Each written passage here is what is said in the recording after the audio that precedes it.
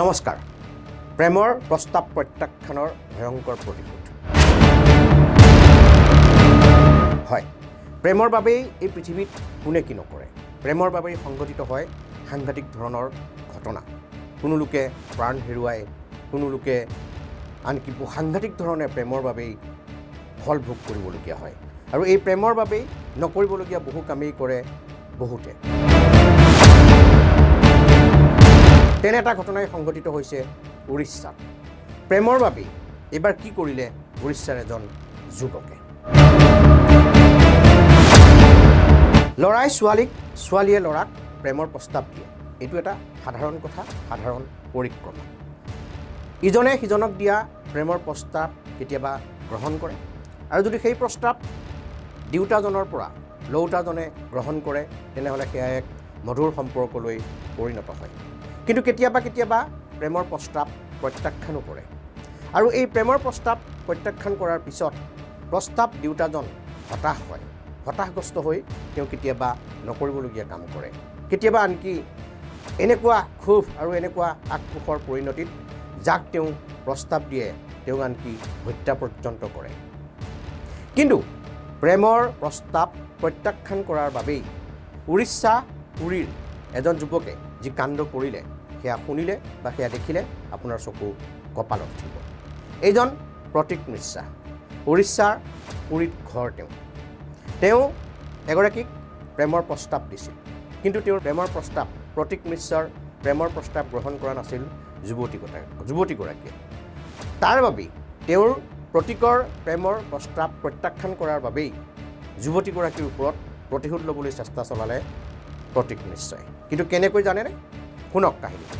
12 জানুৱাৰীত উৰিষ্যা পুলিচে এটা হঠাৎ ফেচবুক একাউণ্টত এটা বিশেষ পোষ্ট পাইছিল। পোষ্টটোৰ জৰিয়তে সকিয়নি দিয়া হৈছিল পুৰীৰ জগন্নাথ মন্দিৰ বোমাৰে উৰুৱাই দিব বুলি সেই ফেচবুক পোষ্টটোত পোষ্ট দিছিল, সকিয়নি দিছিল।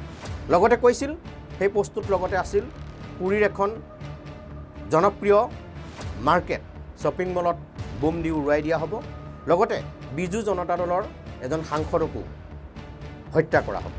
এনেদৰেই সেই বিশেষ ফেচবুক পোষ্টটোৰ পৰা এটা পোষ্ট আহিছিল। সেই পোষ্টটো অহাৰ পিছতে সকলোফালে হাহাকাৰ লাগিছিল। আৰক্ষী প্ৰশাসন সকলো সষ্টম হৈ পৰিছিল। পুৰীৰ জগন্নাথ মন্দিৰৰ লগতে সেই বজাৰ শ্বপিং কমপ্লেক্সটোক নিৰাপত্তা ব্যৱস্থা কটকটীয়া কৰি তোলা হৈছিল, নিৰাপত্তা ব্যৱস্থা বঢ়াই তোলা হৈছিল। সমান্তৰালভাৱে আৰক্ষীয়ে সেই ফেচবুক পোষ্টটোৰ কোনে সেই ফেচবুক পোষ্টটো কৰিছে তাৰ অনুসন্ধানত তদন্ত আৰম্ভ কৰিলে। দেখা গৈছিল যে সেই ফেচবুক পোষ্টটো আছিল এগৰাকী যুৱতীৰ ফটো আছিল, তেওঁৰ একাউণ্ট, যুৱতীগৰাকীৰ একাউণ্ট। আৰু সেই যুৱতীগৰাকীৰ একাউণ্টৰ পৰা ফেচবুক পোষ্টটো অহাৰ পিছত আৰক্ষীয়ে লগালগ সেই যুৱতীগৰাকীক আটক কৰিলে। আৰু যুৱতীগৰাকীক আটক কৰি যেতিয়া সোধ পোছ আৰম্ভ কৰিলে তেতিয়াই ওলাল উৰহী গছৰ ওৰ। আচলতে সেইটো আছিল এটা ভুৱা ফেচবুক একাউণ্ট। সেই যুৱতীগৰাকীৰ ফটো ব্যৱহাৰ কৰি ক্ৰিয়েট কৰা এটা ভুৱা ফেচবুক একাউণ্ট। শুনি আচৰিত হ'ব, এই একাউণ্টটো সৃষ্টি কৰিছিল প্ৰতীক মিশ্ৰ নামৰ যুৱকজনে, যিজন প্ৰতীক মিশ্ৰৰ প্ৰেমৰ প্ৰস্তাৱ প্ৰত্যাখ্যান কৰিছিল যুৱতীগৰাকীয়ে।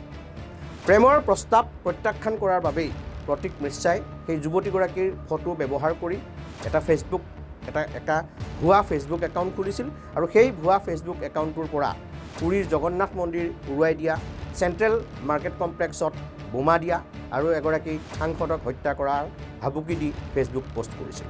আৰক্ষীৰ বেছি সময় নালাগিল, লগে লগে প্ৰতীক মিশ্ৰা সেই ফেচবুক পোষ্টটো ক্ৰিয়েট কৰাৰ আঁৰত যে প্ৰতীক মিশ্ৰা আছে সেয়া আৰক্ষী চাইবাৰ চেলে সেয়া পোহৰলৈ আনিলে, আৰু তাৰপিছতে প্ৰতীক মিশ্ৰ নামৰ যুৱকজনক আৰক্ষীয়ে গ্ৰেপ্তাৰ কৰিলে।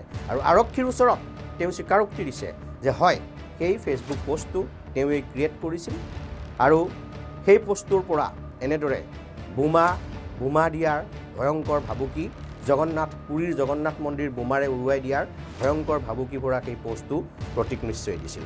আৰু তেওঁ এয়া এই কাৰণেই কৰিছিল যে যুৱতীগৰাকীৰ ওপৰত প্ৰতিশোধ ল'বৰ বাবে তেওঁ এয়া কৰিছিল, কাৰণ যুৱতীগৰাকীয়ে তেওঁৰ প্ৰেমৰ প্ৰস্তাৱ প্ৰত্যাখ্যান কৰিছিল।